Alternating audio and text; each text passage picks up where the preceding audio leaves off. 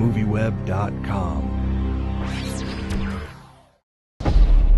Ladies and gentlemen, welcome to the most spectacular show on earth. Excuse me, sir, can we help you? You know circuses? 1931. It was the Benzini brothers. That's the most famous circus disaster of all time. Are you telling me that you were there for... Right in the middle of it. I don't know if I picked that circus. But something told me that circus picked me.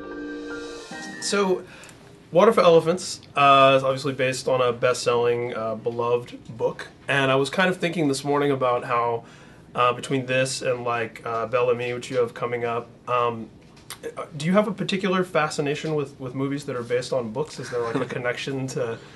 Have you? Has that even occurred to you, really, how you keep doing these movies that are from literature?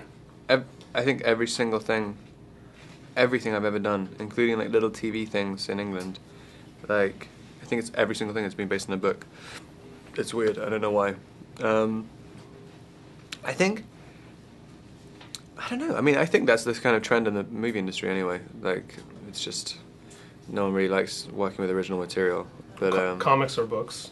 Yeah, it's or weird. 80s TV shows and but barely this is ever this is read certainly a original little headier because it's literature at least. Yeah. I mean, it's nice to know that there's expectation for something. Because also when you're doing it, when you're working with original material, you kind of just so many cliches have to happen, especially if it's a relatively big budget. Like they have to kind of, well, it's like this other movie and it's like this other book and blah blah blah blah. And so that's always the pitch, right? It's this meets this, yeah, a little bit of this. And so it's kind of almost worse to try and do something original than it is to just kind of do it based on a book. Because then at least you've got some kind of anchor in. You know, at least one person just created it, like it's totally original in at least one person's head, and you have to kind of stay true to the book, which keeps it, you know, keeps it a piece of art more than, you know, just a marketing exercise. Yeah, it keeps it anchored. At the same time, I would imagine it adds an extra layer of responsibility as the performer, because then you have these legions of readers who have a character pictured a certain way in their mind, mannerisms, everything like that. Does that make it a little tougher? I mean, mainly because you don't want to ruin it for them. Because there's so many things where like someone's read a book, like, I love that book, and then I watched the movie and I couldn't even read the book again because I've got that image in my head that's destroyed it for me. Yeah. So that's the one fear. Sometimes it works in reverse, though. I mean, I read all of the Anne Rice Lestat books after seeing Interview with the Vampire. Yeah. I was like, this movie's awesome. These are books. So with the Harry Potter books, I mean, I'd never actually seen the movies, but I read the one which I did before, and I pictured the kids' heads heads, the kids playing these their parts. heads in your head. And it was kind of, you know, just a great casting. It kind of sometimes helps, but yeah. I mean, I hope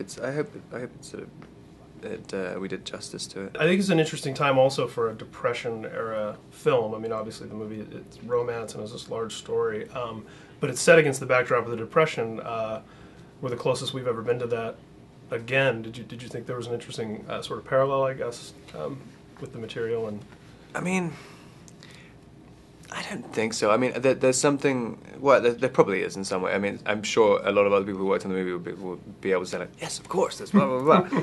But like, I just like that era a lot. I mean, I like it's kind of the end of the Wild West. It's like, I mean, it's such an interesting period. Like, especially coming from England, you have this kind of romanticized notion of what America kind of is, and like, but just the idea that there's still cowboys around to this. Well, you can still throw someone off a train and get away with it for like a couple more years. Yeah, literally for like 10 years. And then it's like white picket fences and everything kind of becomes boring.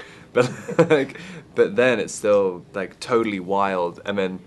But there's also like big industries starting up at the same time. So there's this huge energy, even though it's in the Depression. But also there's this, you know, there's this big hope at the same time, because people at the time thought it couldn't get any worse, I guess.